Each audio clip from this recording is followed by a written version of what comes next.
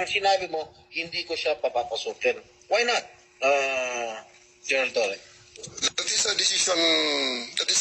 That is my call, sir. That is my decision. Considering that Okay. he had already been assisted by 3 lawyers all throughout Okay. that time, sir. And gabi na ho yun, sir. The request was made at around mga 9 o'clock na, sir.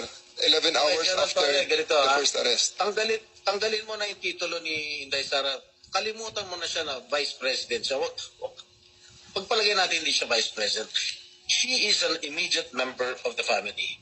Nung kami po ay nakakulong, ang immediate members of the family, 24 hours pwede bumisita sa amin, nakakulong kami. Ito, hindi pa nakakulong.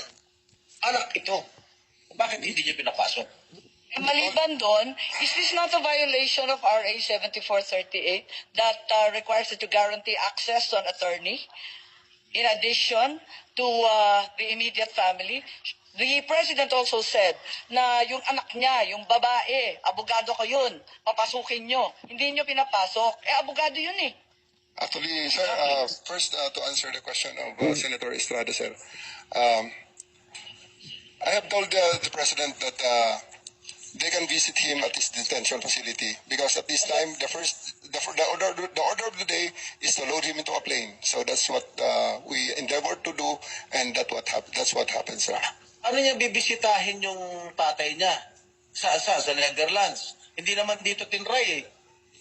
Hindi naman dito kinasuhan eh. Sa ibang bansa eh. Oh, bakit hindi niyo man lang binigyan ng kortesiya yung anak na isang abogada na magkukonsulta? Katulad nga na sinabi ko kanina, yung mga nakakulong nga, 24 hours pwede bumisita ang immediate members of the family. Bakit ito hindi pa nung nakakulong, hindi niyo pinapasok ng anak?